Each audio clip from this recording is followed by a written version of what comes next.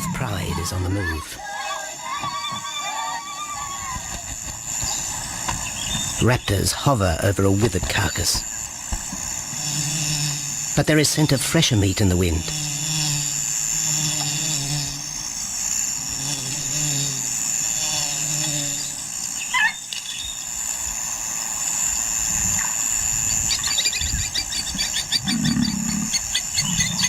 Pickings had been slim for Nabamba's pride since her fight with a startled warthog. The lioness is limping from the encounter. And even the pride's big male, Jabu, wonders when his next meal will come.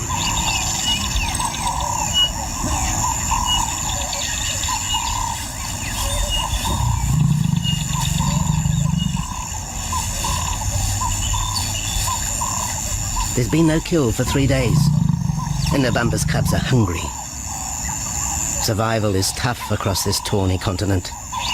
And for the lions of Pinda Reserve, etched into the heart of Zululand, only those with speed and cunning will eat.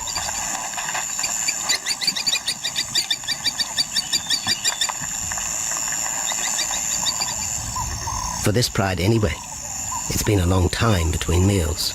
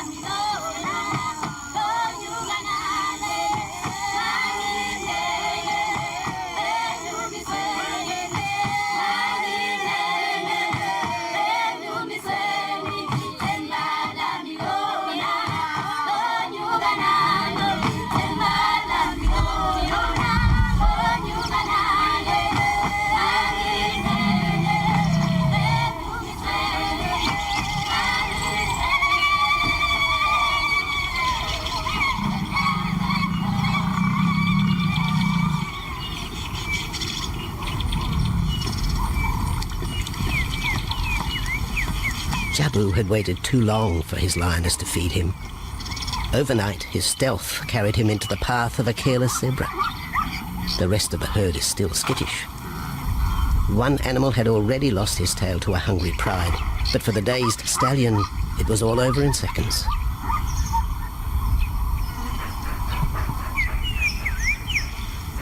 The big male watches his kill from a distance, exhausted by the chase, exhilarated by the sport.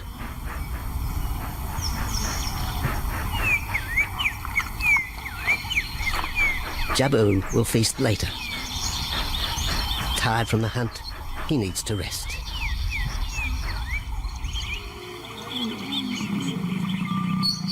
But his prey will be safe.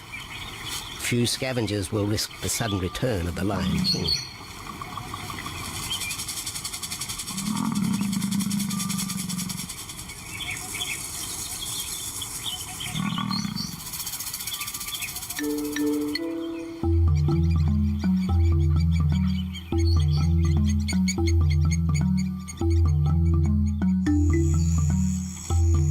Zulu trackers follow the spoor of Nabamba's pride across Nziki Marsh. This vast tract of savanna is favoured by the lions in the dry air of winter, but it's a region also shared by Pinda's giraffe and white rhino population.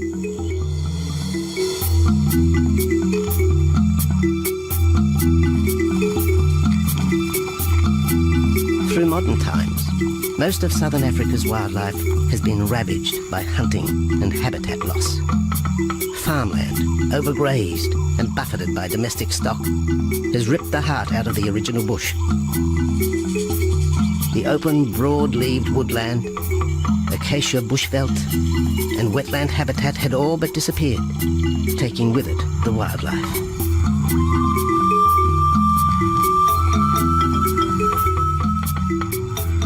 A few years ago, the Pinda project was born. 17,000 hectares of farmland bought up in KwaZulu-Natal along South Africa's eastern seaboard. What followed was the largest game restocking program ever seen on the subcontinent.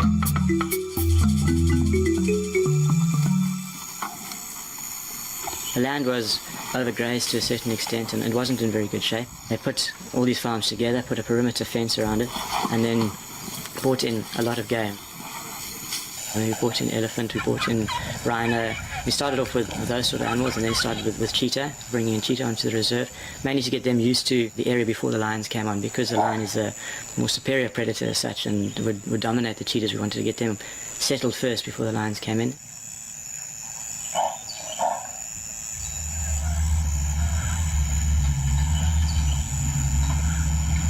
Andrew Lewis is habitat manager at Phinda, one of those committed to the restoration of southern Africa's ecosystem.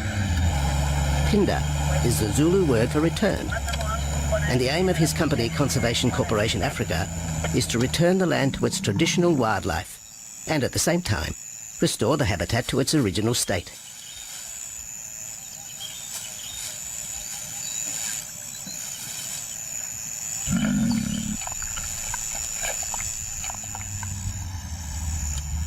Phinda is cautiously open to top-level tourism, limited and luxurious. Dreams of extending the green frontier require funds, and the reserve's lion pride has already earned its keep.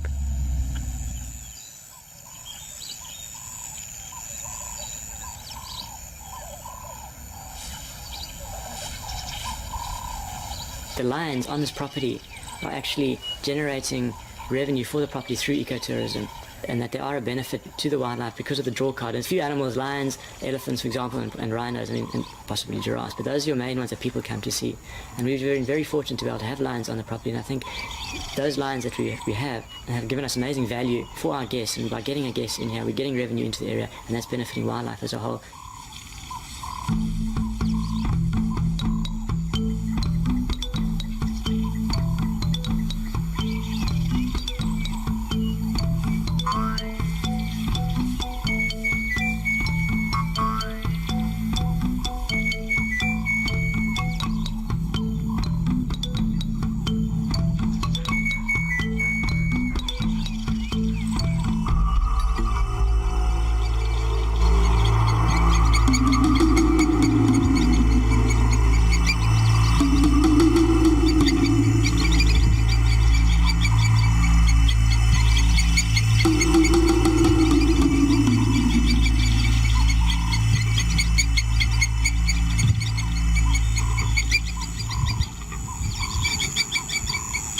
Jabu has returned to his kill. He licks the bloated carcass, but still there is no feeding. Lions will gloat over their prey, delaying the first bite until the meat ripens. For Jabu, the prospect of the meal is to be relished as much as the eventual feast.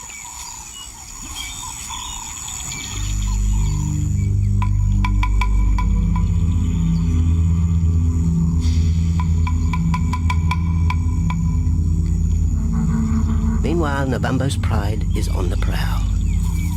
The older cubs are 10 months now, weaned, but still dependent upon Nabambo for food.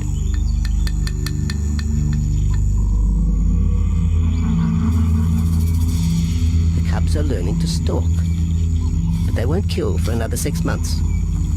Young male lions are usually ejected from the pride when they are about 2 years old. Fending for themselves, they form hunting groups with other isolated males. Nabambo's cubs aren't sure what to do with prey so close, but the lioness isn't far behind. Their time for hunting will come. Nabambo's 4-year-old daughter also lives with the pride. She is the mother of the group's youngest offspring, 7-week twins Umveli and Damana. The little cubs have been hidden since birth, and now stay close within the protective circle.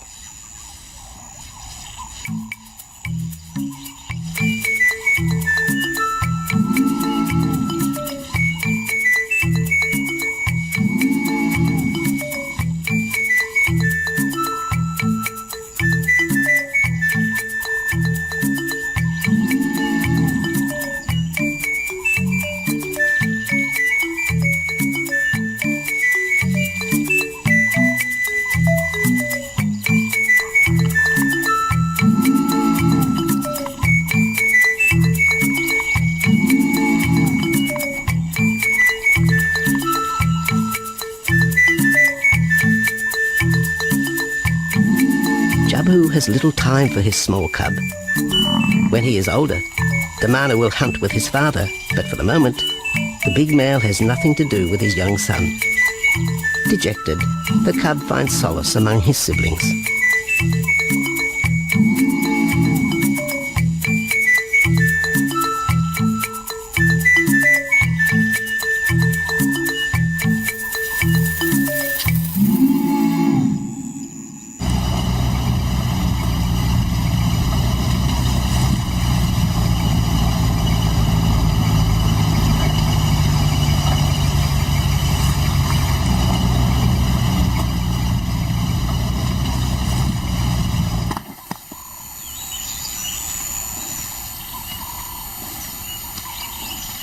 A young giraffe lies helpless in the grass.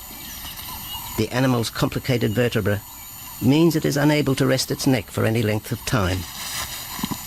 Lack of mobility means blood to the brain slows, leaving the animal disabled.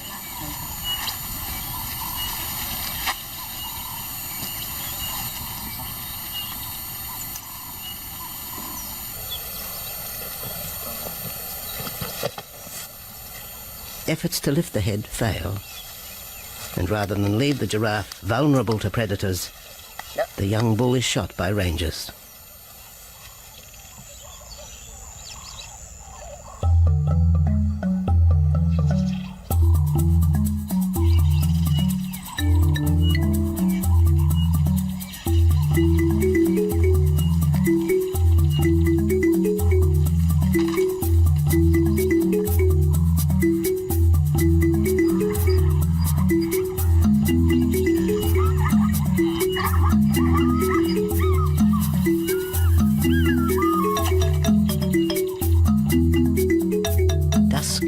By the waterhole rekindles the interest of the pride. Nabambo is typical of most big cats. They conserve energy 20 hours a day, waking only to groom and hunt.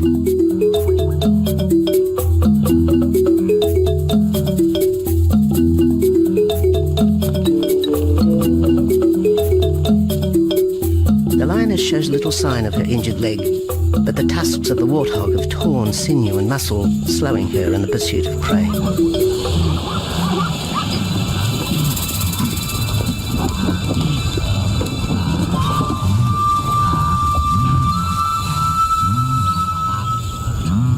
Once again, Nabambo and her pride will go hungry. But the big lioness senses another kill nearby. A young giraffe slain by humans will provide meat for her cubs. Leaving the pride, Nabambo follows the scent.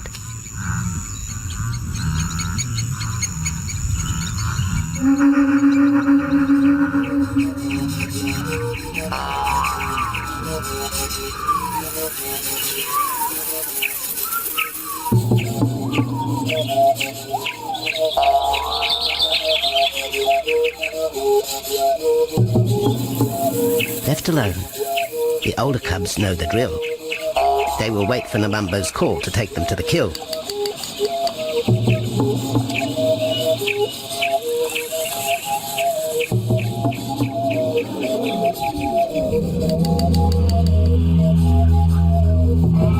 The day moves into shadow. The cubs are restless and a little afraid. Adult lions have few enemies, but cubs, even those 10 months old, are at the mercy of leopard and other predators.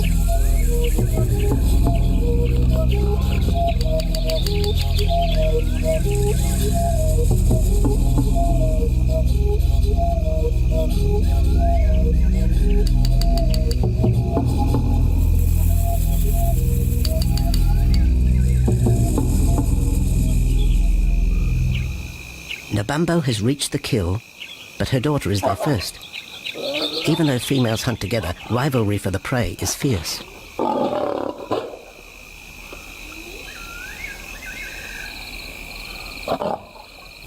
The big lioness begins the trek back for her cubs, but the youngsters have heard her call and they meet halfway.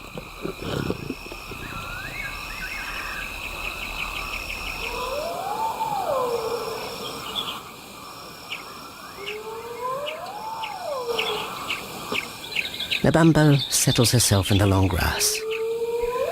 The cubs are unfamiliar with her behaviour.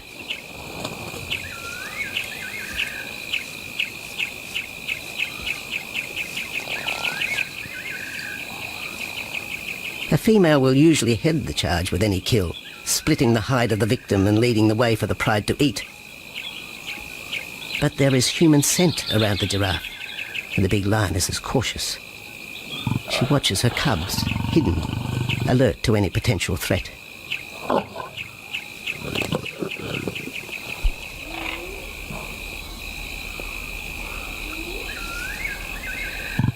The cubs are curious, confused by this new smell.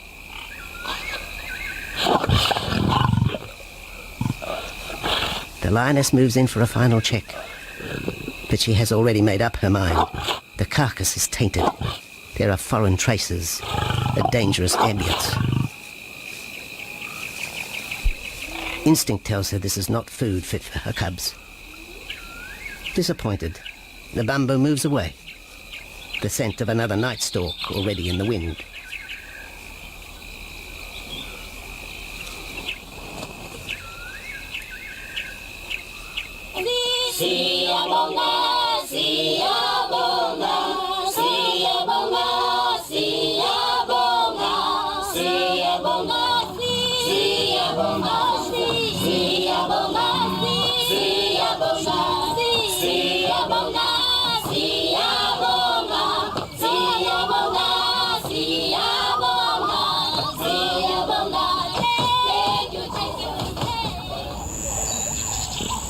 After 2 days, Jabu has returned to his kill with another younger male.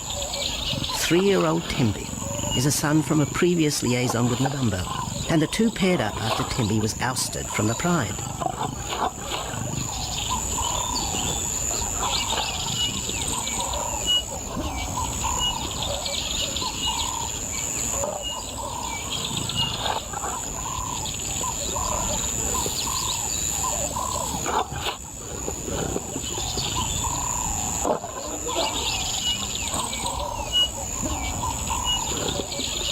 Pride males are lazy and will gladly let the females track down prey. But the theory that males won't hunt is a fallacy. Any hungry male will hunt for himself when no free lunch is provided by the lioness, hyenas or other predators.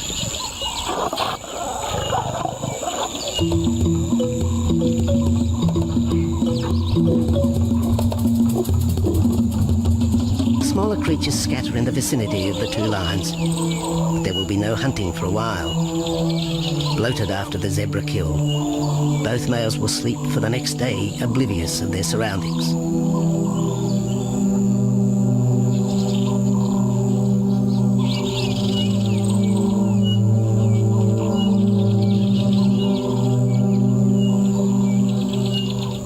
Lions hunting in pairs or groups have a success rate of around 30% in daylight, but studies show single hunters are more successful at night. Lions are sociable cats, the only group to take part in communal hunts.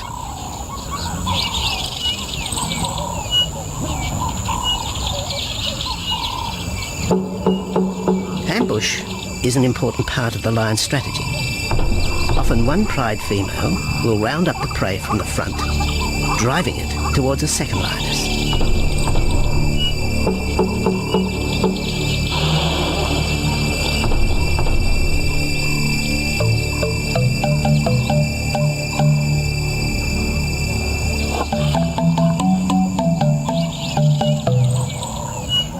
As in most cases, the pride male will only get involved if he has to.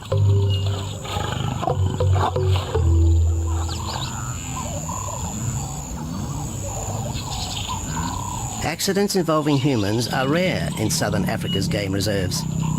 Our primal fear of being eaten has been well documented, but in fact, lions seldom attack if they're not provoked. At Pinda, great care is taken to limit the number of people viewing game. Emphasis is placed on causing the animal as little stress as possible.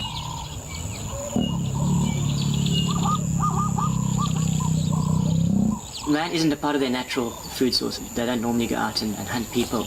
I think your lions are opportunists though, and I certainly think that If your lion is very hungry, under stress, I don't think they'll necessarily go out to hunt you down, but if you interfere with them, they'll certainly kill you. And there's a good chance they might eat you at the same time.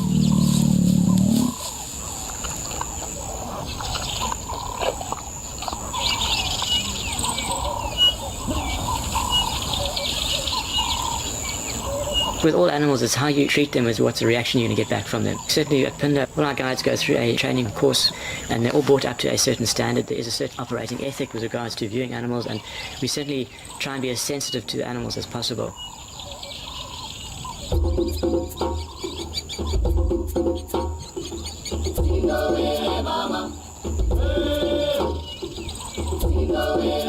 Cradled within the arms of the Yabomba Mountains and the Indian Ocean, Pinda covers one of the most diverse regions of Africa. Here are found 7 different ecosystems, from palm savanna and bushveld to rare sand forest and dense thorn bush, all restored from the pastoral belt which had swept down the east coast.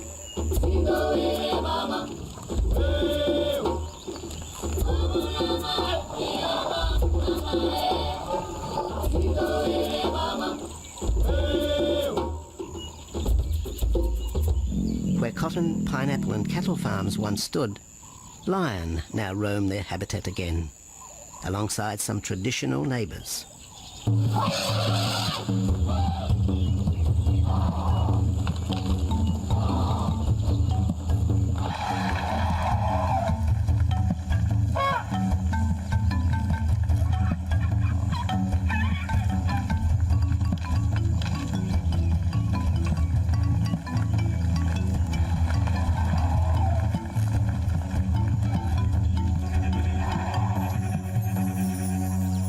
Pinda sees its responsibility to the region extending beyond restoration of habitat and wildlife. It provides schools and a clinic for the local Zulu community, as well as employment. In the eyes of Andrew Lewis, essential ingredients for a successful operation. It's very important to involve the communities around your reserve because they have to benefit as well. There's no point in just taking land, get some investors to invest in it, but if you don't allow the people who are on the periphery of that reserve to benefit from it, you're going to have an immense problem with poaching, and they're going to cut your fences down, and you're just going to have an uphill battle.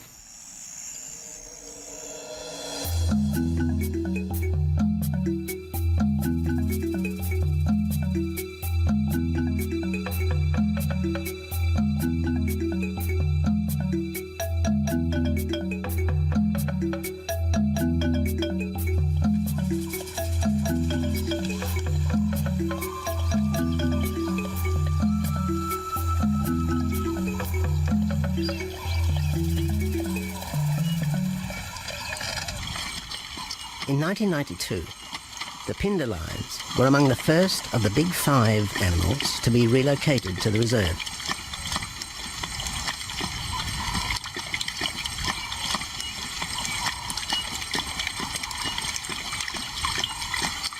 The original pride came from the northern province of South Africa, a vast scrubby region flanked by the ragged Drakensberg Mountains near the Mozambique border.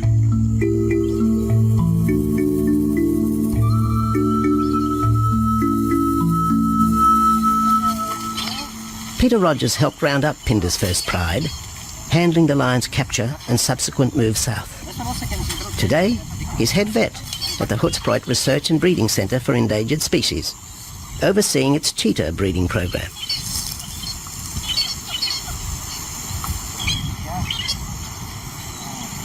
But it's the discovery of what's believed to be a long extinct strain of lion that has put Peter's centre on the map. We were involved in the rescue of these circus animals that came down through Africa and were abandoned in Maputo. We were just founded by an animal welfare group called Animal Defenders based in London, and they said, could we just keep these animals temporary? First they mentioned tigers, and then they came back and said, well, there's 6 lions as well. So we said, yeah, we could hold them temporarily just until they found permanent homes for them, but basically get them out of that predicament that they were and the shocking conditions that they were in Maputo and Mozambique.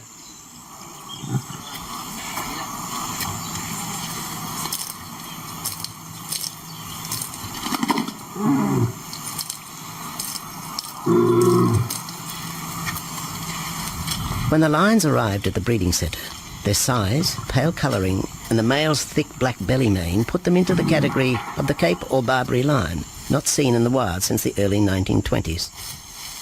A few still exist in captivity, and a male and female were brought to South Africa from an Italian zoo for breeding purposes.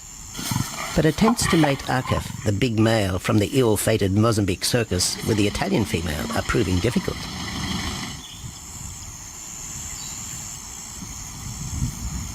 Akef is overprotective, even preventing the lioness from eating when the meat truck arrives.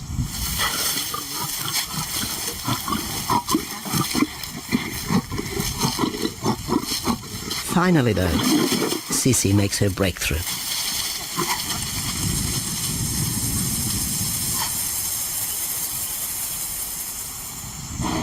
We'll see you up in the front there, Mark. You're going to go to that sort of middle central area. Where are you going to go? In the next enclosure, Arturo, the Italian Barbary male, is about to be sedated. His attention to his sister Sisi through the fence is hampering mating efforts, and Peter Rogers is keen to move the big male. He shoots the dart into Arturo's rump. Arturo has been sterilized, but while his breeding days are finished, he'll live out his days at the center. His female companion, another Barbary from the Mozambique circus, is drawn away by the meat truck.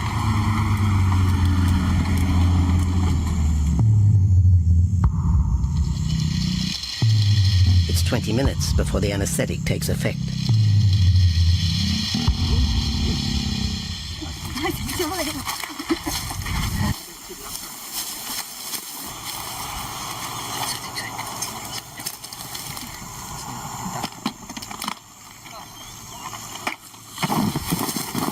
It's nice to be the supervisor.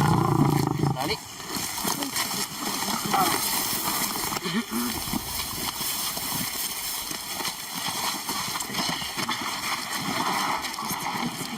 You'll need all your help at the bottom just to put him back into the cage, okay? One, two, three, four. Yeah.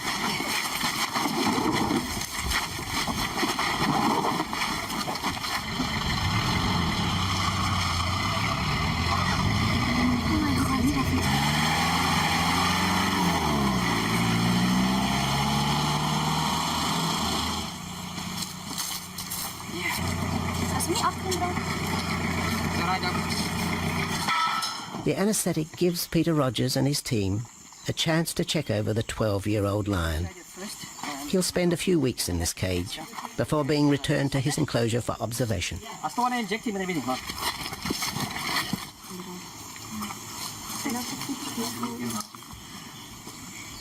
It's very exciting to be part of this project because they feel that there are perhaps not many Barbaries, if any, that are really pure, that are left even in captivity. They feel that over time other animals from other genetic bases are brought in. So there's a big project afoot at Oxford University to do the genetics. So that's just getting off the ground now.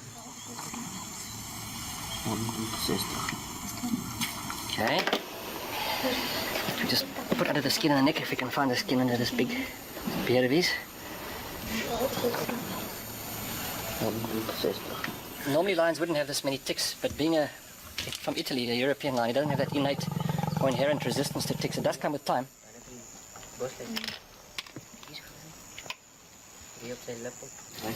a bit of a like this. What we can do is put him in there and roll him over inside there. Immediate term now is to get these ones to breed, and we'll take it day by day from there and see how it goes. But the prime object initially was just to get these animals back into good health, and it's developed into something a lot bigger.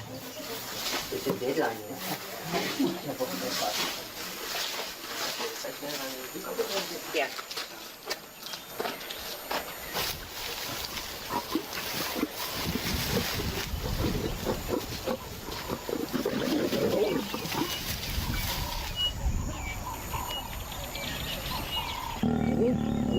While the breeding centre's lions are healthy, it's not the case a few kilometres away in the Kruger National Park, where TB has ravaged half the population. Infected buffalo have been blamed for the outbreak, primarily in the south of the park, and attempts are being made to fence off the diseased area.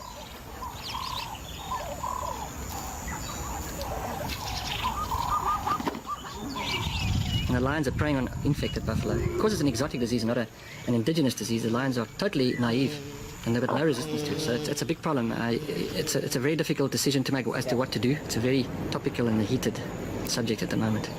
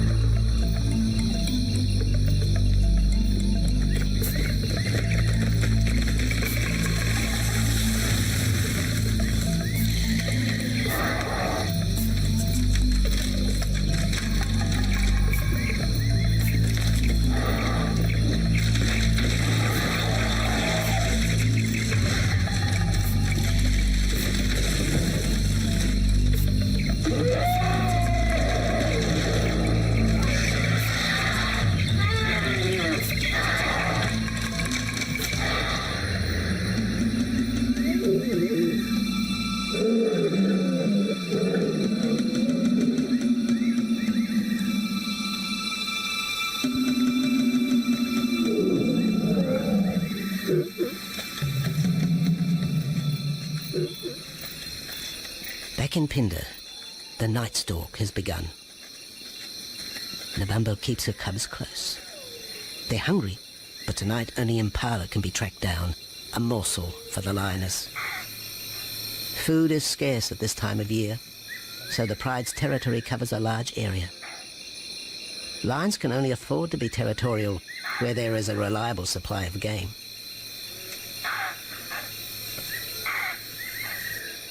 Jabu wants to mate. He's been with his pride for nearly a year now. But Nabambo would prefer a larger group of males around her. Eventually, though, Jabu will have to join forces with other males to have a chance of keeping this pride.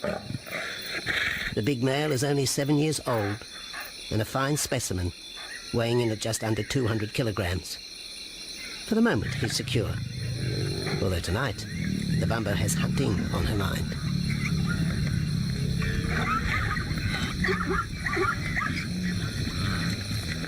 The cubs follow in the lioness's wake. If there is a kill, she will feed first. Often, weak cubs lose out to a hungry mother. High juvenile mortality rates are the result of lean times.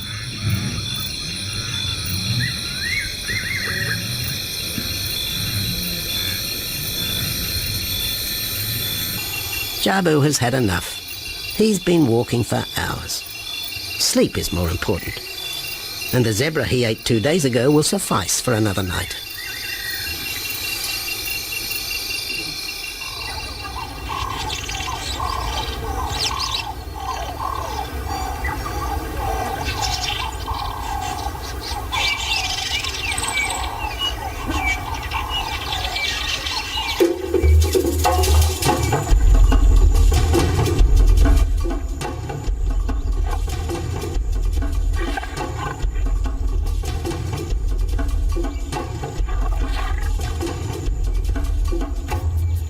Nabambo has made a kill, a young Nyala buck.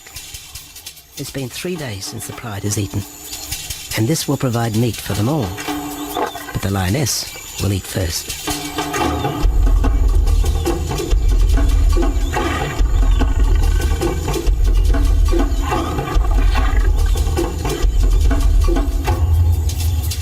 The cubs know the routine. They will get their turn. But Nkosi is hungry. He creeps towards his mother. As the biggest of the cub,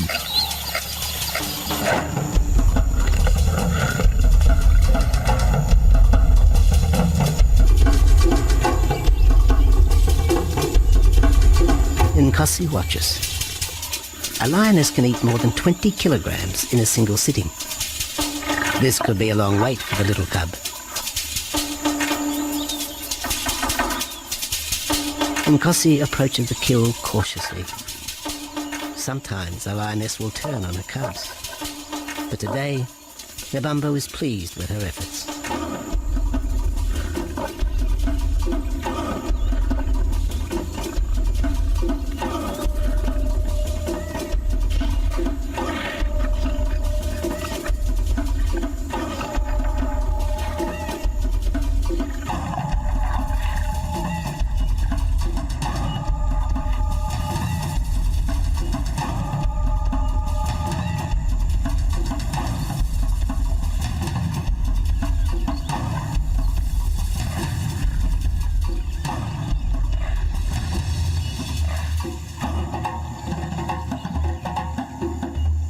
Nebambo has had her fill, for the moment anyway.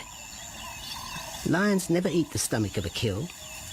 She will bury it before dragging off the carcass. This way, hyenas and other predators are thrown off the scent. The evidence has been buried. The carcass is no more.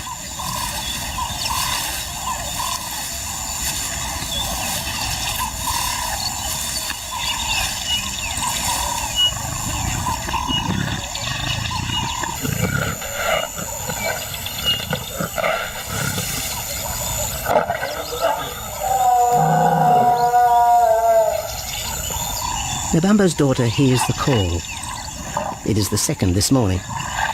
The first was the strangling cry of the nyala as Nebambo broke the young buck's back. There was no struggle. The big lioness is a seasoned hunter.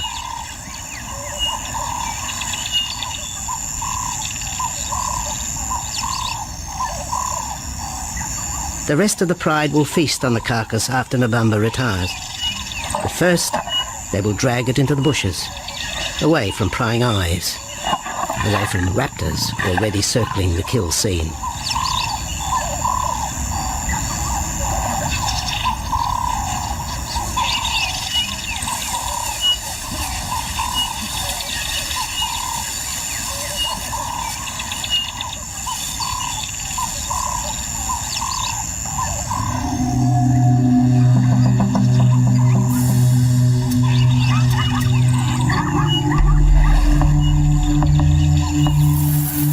Has created a nervous edge. Even the hippo, its bad-tempered legionary, is flustered, anxious to protect its waterhole.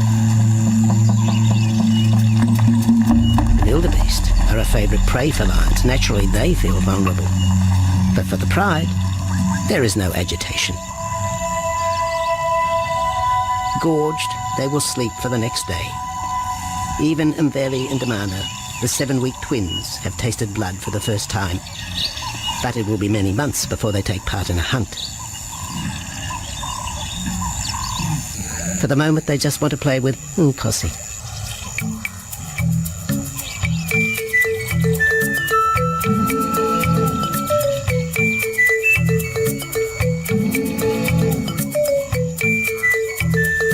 The older cub is beginning to take on the shaggy mane of the bigger males. Within 18 months, he will be hunting with them, competing for his own pride. In the meantime, though, he has to contend with his young siblings.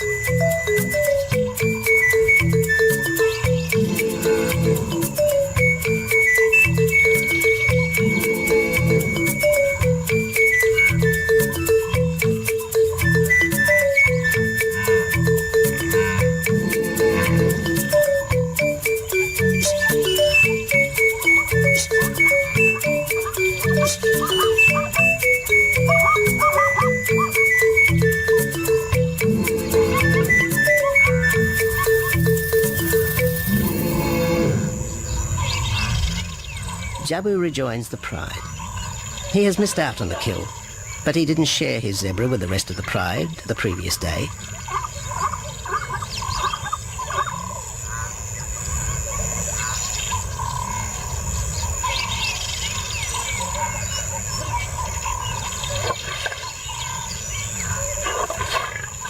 A half-hearted attempt at mating, but the big lion's attention is drawn to a curious onlooker.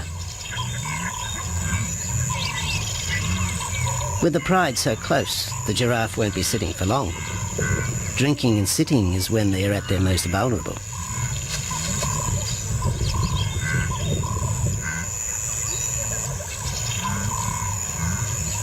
Jabu keeps an eye on his group. Pride takeovers by other males are common, and savage fights can occur between the pride male and the intruder. If a takeover is successful, the new male will usually kill all the suckling young of his former rival. When a nursing mother loses her cubs, she comes into heat within a few weeks. The normal interval between cubs is about 2 years, with a gestation time of 3 to 4 months.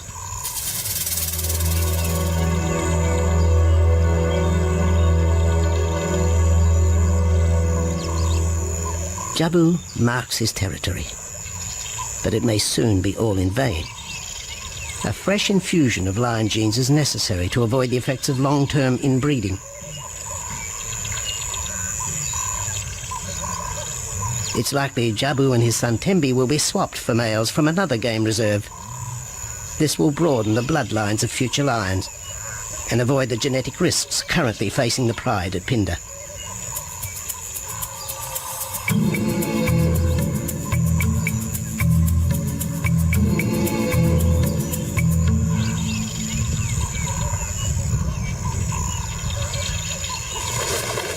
Vultures have found the dead buck, but there is little left of the carcass. November and her pride have eaten. The big lioness tries to dislodge Inyala fur from her teeth. Tomorrow, the next day, there will be another kill. November's cubs will grow up strong.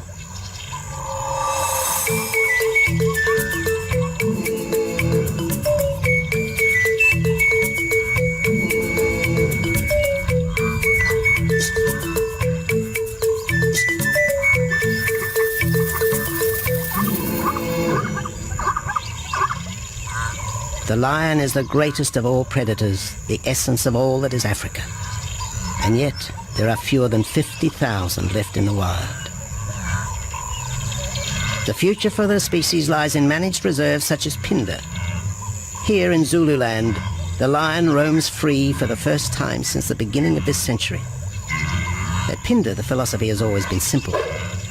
Africa's wildlife land, undervalued and underutilized, is the continent's most precious natural resource. Focusing on the animals, their habitat and local communities is just the beginning of an African renaissance. Phinda is, after all, the Zulu word for return. Maybe, too, it's a chance for man to redeem himself just a little.